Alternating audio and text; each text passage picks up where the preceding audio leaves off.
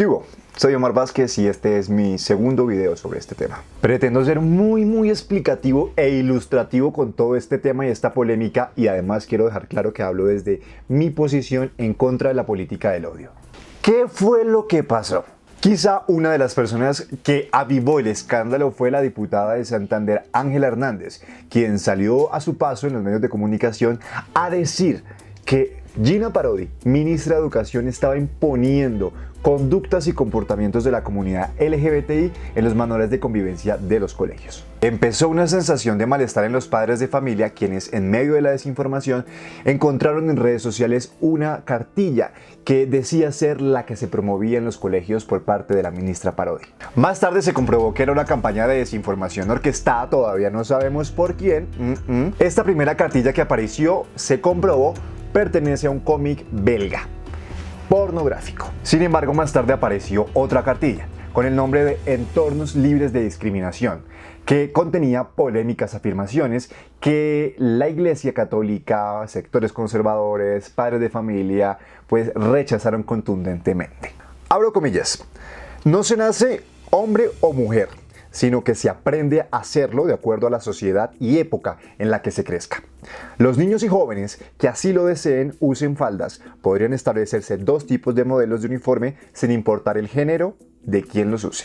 Inmediatamente muchos empezaron a hablar de una política de ideología de género, aunque muchos no tuvieran ni idea de qué era eso. ¿Qué es la ideología de género entonces? Pues bueno, este concepto, adoptado también por muchos papas como Benedicto XVI, por ejemplo, quien además se retiró de la Iglesia Católica, recuerden ustedes, por corrupción y porque no podía soportar los manejos internos de la Iglesia, habló de ideología de género.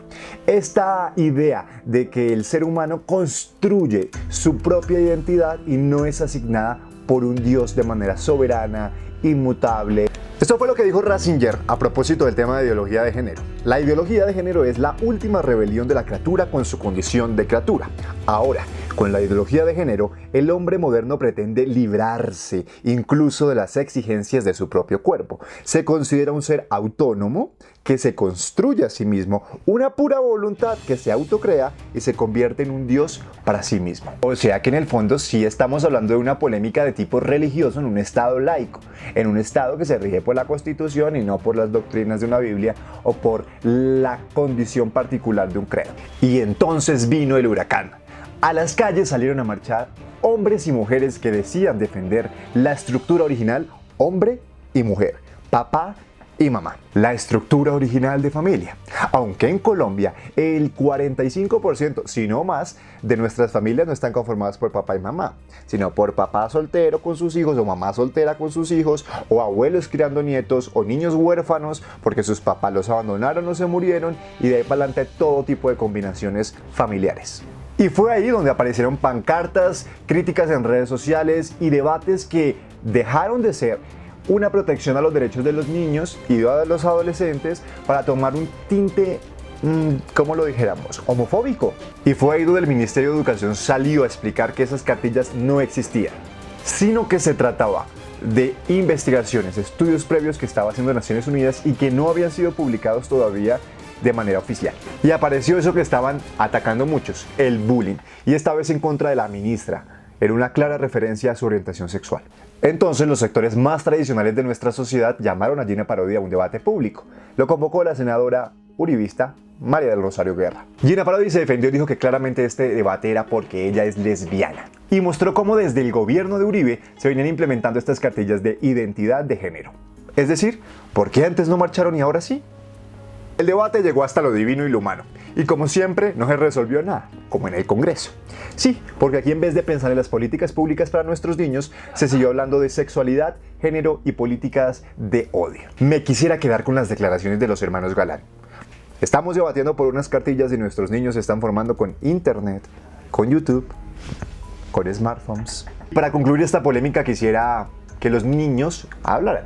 Y lo hicieran desde un documental que tuve la oportunidad de hacer bajo la alcaldía de Gustavo Petro y la dirección de la alcaldesa local Marisol Perilla, una apuesta audiovisual para que los niños hablaran no solamente de identidad de género, sino de embarazos a temprana edad, de enfermedades de transmisión sexual y de todas las políticas de sexualidad en su colegio. Los papás piden a gritos que por favor le dejen educar a sus hijos, sin embargo le tienen miedo a hablar de sexo en sus casas, o si no que lo digan los pelados, quienes concluyeron que todavía se sigue pensando que es pecado. ¿Alguna vez hablaste con tus padres sobre la sexualidad? En verdad no, pues la verdad son como muy, pues en esa cuestión son como muy penosos y la verdad nunca tuvimos como llegar al diálogo sobre la sexualidad ni nada. ¿Qué piensan nuestros profesores de los embarazos en adolescentes? Uno encuentra una parte de nuestra cultura que nos dice que la mujer pues nació para tener hijos y que la mujer pues sin ser mamá pues no es mujer, y aparte nos dice que hay niñas que no tienen un proyecto de vida y tú hablas con ellas con 12, 13 años y les parece la locura ser mamás desde ya. La gran polémica debería ser: ¿nuestros niños sí conocen de sexualidad? ¿Les estamos hablando abiertamente del tema? Esa debería ser la polémica y no quién lleva a la cama a la ministra Parodi o su orientación sexual. Una encuesta a más de 300 jóvenes de la localidad de Suba sobre el conocimiento de sexualidad y sus vivencias fue el punto de partida de esta investigación. El desconocimiento fue la constante. Nosotros hicimos estas encuestas a pelados entre los 13 y 18 años de la localidad, entre octavo y 11, y de los estratos 0 a 5. ¿De quién escuchas más hablar de sexualidad, sobre enfermedades, por ejemplo? ¿De tus padres, del colegio, de los medios de comunicación, de las EPS, de los amigos, o de quién?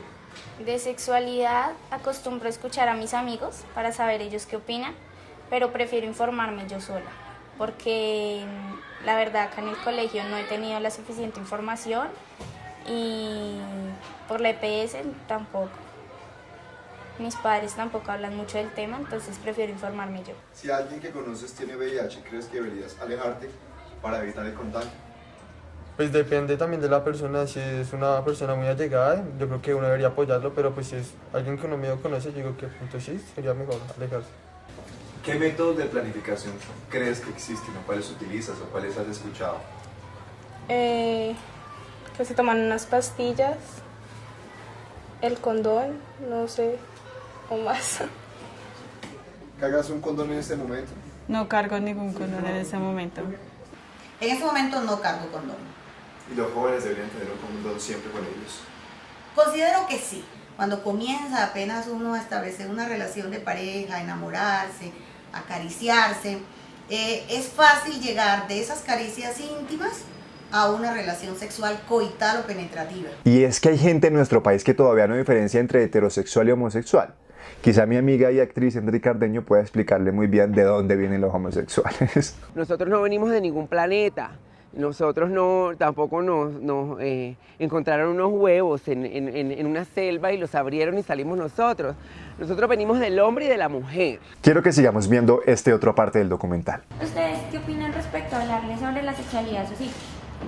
Pues a nosotros nos parece muy importante hablar de la sexualidad y lo más importante es ser sinceros y ser amigos de los adolescentes. ¿Ustedes creen que algunos padres dejan como responsabilidad el tema del sexo de parte de los colegios? A veces sí se ve porque los padres, como te decía, les da pena a veces o no tienen diálogo profundo con sus hijos, no hay mayor confianza en casa y es importante hoy en día ser más que todo, más que papá, ser amigo de tu hijo. Cada quien desde su cuerpo como territorio de derechos es competente a cuidarse, a generar cuidado de sí, cuidado del otro y cuidado de lo público. Pues yo creo que en Colombia, especialmente en nuestro país, ha sido un país muy conservador y con muchos tabúes. Alrededor del cuerpo, el cuerpo es una zona peligrosa, es una zona que todos los que fuimos adolescentes quisimos explorar, pero era una zona peligrosa, era una zona pecaminosa. Lo que pasa por los medios de comunicación tiene otros fines que no son ni los pedagógicos, ni los didácticos, ni los indicados para formar cultura sexual o educación sexual en los jóvenes. Una de las misiones del colegio debería ser orientar a los estudiantes en cuanto a ese tema, porque ellos siempre van a buscar respuestas.